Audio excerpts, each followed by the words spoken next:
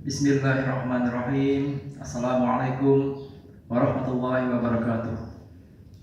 Innal hamdalillah alladzi nahmaduhu wa nasta'inuhu wa nastaghfiruh wa natubu ilaih wa na'udzu billahi min shururi anfusina wa min sayyiati a'malina may yahdihillahu fala mudilla lahu wa may yudlil fala hadiya lahu. Asyhadu an la ilaha illallah wahdahu la syarika lahu wa asyhadu anna Muhammadan abduhu wa rasuluh. Allahumma sholli wa sallim wa barik ala nabiyyina Muhammad wa ala alihi wa ashabihi ajma'in. Wa la haula wa la quwwata illa billahil aliyyil azim. Amma ba'd. Jamaah sekalian, kaum muslimin dimanapun Anda berada, ketika kita melaksanakan atau mengamalkan ajaran-ajaran Islam, pernahkah kita merasakan suatu kenikmatan? Misalnya ketika kita sholat, pernahkah kita menikmati sholat kita? Atau ketika kita sedang baca Quran, pernahkah kita merasakan kenikmatan membaca Al-Quran? Jika belum, maka kita akan bahas bersama-sama kira-kira apa penyebabnya sehingga kita sulit sekali untuk merasakan kenikmatan dalam mengamalkan ajaran-ajaran Islam. Jemaah sekalian, Allah Subhanahu wa taala dalam surah Al-Maidah ayat 3 menjelaskan dengan firman-Nya, A'udzubillahi minasyaitonir rajim. Bismillahirrahmanirrahim. Al-yauma akmaltu lakum dinakum wa atmamtu 'alaikum ni'mati wa raditu lakumul Islam dinan. Yang artinya pada hari ini telah aku sempurnakan untukmu agamamu dan telah aku cukupkan nikmatku bagimu dan aku telah ridhoi Islam sebagai agama kalian. Dalam ayat ini Allah memberikan pelajaran kepada kita tentang Islam, bahwa Islam adalah agama yang sudah Allah ridhoi. Islam adalah agama yang sempurna. Islam adalah agama yang penuh dengan kenikmatan. Sehingga ketika kita ingin merasakan kenikmatan dalam hidup ini, maka kita harus kembali kepada Islam. Ketika ingin mencari ridha Allah Subhanahu wa taala dalam hidup ini, maka kita juga harus kembali kepada Islam.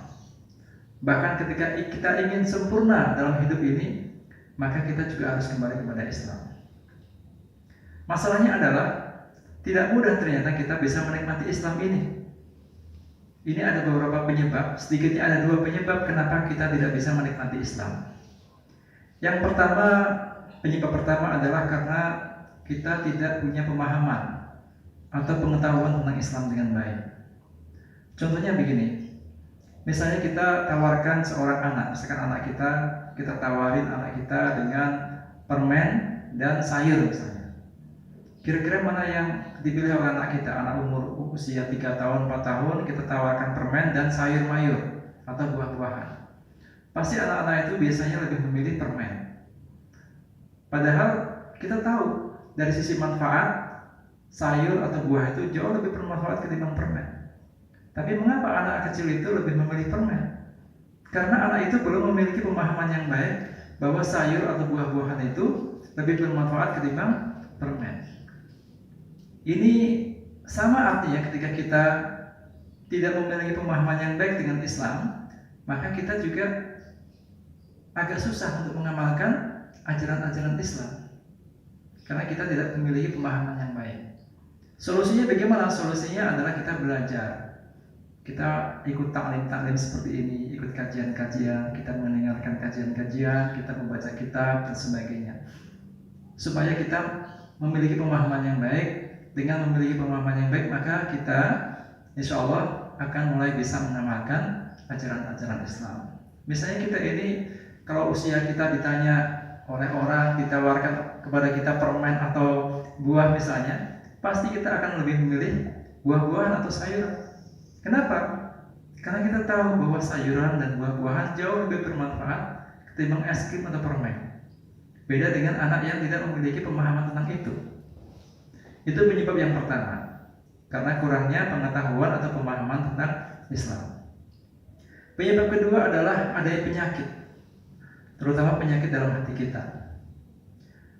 Kaum muslimin yang dirahmati Allah Subhanahu wa taala, terkait penyakit ini, kita bisa ambil suatu permisalan. Misalkan kita dihidangkan makanan yang lezat, katakanlah sop, sate gitu ya, dihadapkan kepada kita, dihidangkan kepada kita untuk kita nikmati.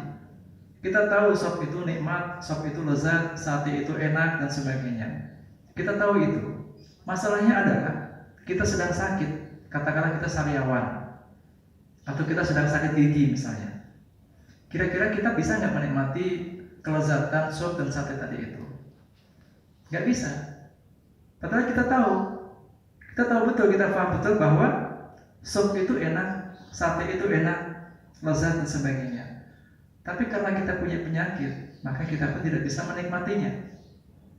Ini juga berarti bahwa ketika kita memiliki penyakit dalam hati kita, maka kita pun akan sulit menikmati Islam. Terus solusinya bagaimana? Ya kita obati.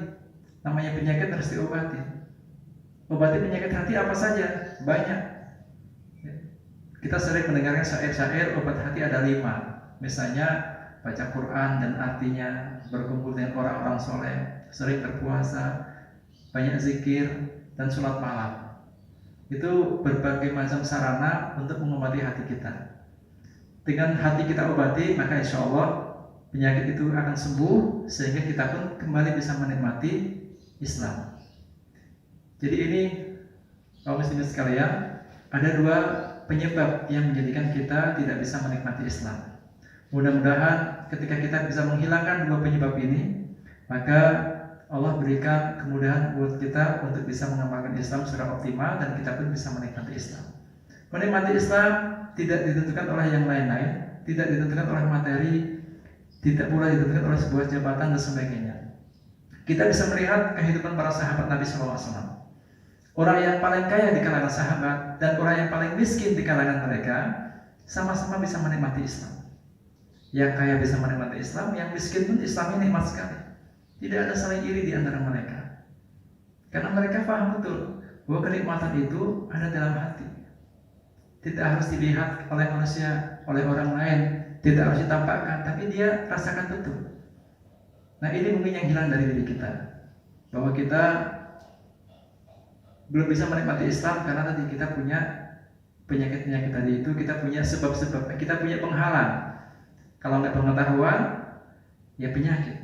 Ya, dengan pengetahuan, solusinya kita belajar Islam. Kalau penghalangnya seperti penyakit atau penghalangnya berbentuk penyakit, maka kita obati dengan berbanyak zikir, banyak tilawah, istighfar dan sebagainya. Mudah-mudahan pemahaman ini atau materi ini bisa memberikan pencerahan kepada kita, sehingga kita bisa mulai membenahi diri kita dengan harapan supaya kita bisa menikmati Islam ini. Dan kalau kita bisa menikmati Islam, insya Allah ibadah kita pun akan semakin khusyuk, kita semakin indah dalam beribadah kepada Allah Subhanahu Wa Taala. Aqulu qouli hadza wa astaghfirullahaladzim li wa lakum. Assalamualaikum warahmatullahi wabarakatuh.